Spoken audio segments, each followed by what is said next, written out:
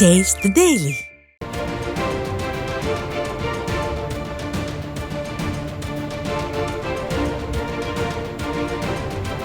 தற்போது கிடைத்துள்ள அண்மை செய்தியை பார்த்து கொண்டிருக்கிறோம்.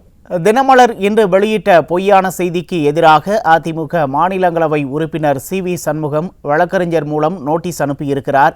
இதனை அண்மை செய்தியாக பார்த்து கொண்டிருக்கிறோம். இது பற்றிய கூடுதல் விவரங்களை தலைமை செய்தியாளர் ஜெயக்குமார் வழங்க கேட்கலாம்.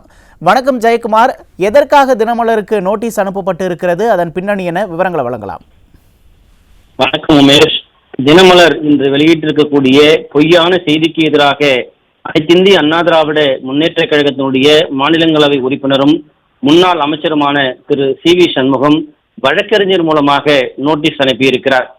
உச்சநீதிமன்றம் செவ்வாய்க்கிழமை நேற்றைய தினம் திரு சி.வி. சண்முகம் தாக்கல் செய்யப்பட்ட மேல்முறையீட்டு மனுவுக்கு அனுமதி அளித்து ஏற்கனவே வழங்கப்பட்ட இடைக்கால தடையையும் நீட்டித்து உத்தரவிட்டதோடு இந்த வழக்கினுடைய இறுதி விசாரணையை 2025 ஜனவரிக்கு ஒத்திவைத்து உத்தரவிட்டது. இருப்பினும் உச்சநீதிமன்றம் திரு சி.வி. சண்முகத்திற்கு எதிராக உத்தரவுகள் வழங்கியது போல தினமலர் நாளிதழ் தவறான செய்திகளை வெளியிட்டிருக்கிறது. உண்மைக்கு புறம்பான செய்திகளை, அவதூறான மற்றும் பொய்யான கட்டுரையை உடனடியாக நீக்கவும் மன்னிப்பு கேட்கவும் தினமலருக்கு சட்டப்படி வழக்கறிஞர் மூலமாக அனைத்திந்திய அண்ணா திராவிட முன்னேற்ற கழகத்தினுடைய மாநிலங்களவை உறுப்பினரும் முன்னாள் அமைச்சருமான சி.வி. சண்முகம் நோட்டீஸ் அனுப்பியிருக்கிறார். தினமலர் நாளிதழ் வெளியிட்டிருக்கக்கூடிய அவதூறு செய்தி, இது போன்ற தவறான செய்திகளை வெளியிடுவது வழக்கம் ஒரு நடவடிக்கையாக இருக்கிறது என்பதை ஏற்கனவே பலமுறை சுட்டிக்காட்டப்பட்டிருக்கிறது. அதனுடைய அடிப்படையில் தான் இன்றைக்கு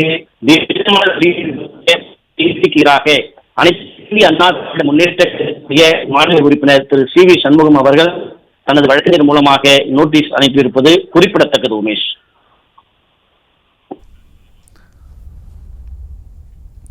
விவரங்களுக்கு நன்றி ஜெயக்குமார்.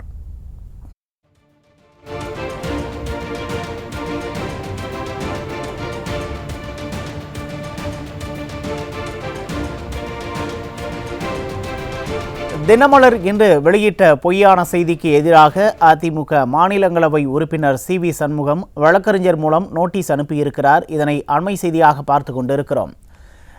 தினமலருக்கு AIADMK MP CV. சண்முகம் வழக்கறிஞர் மூலம் நோட்டீஸ் அனுப்பியிருக்கிறார். இதனை அண்மை செய்தியாக பார்த்து வருகிறோம்.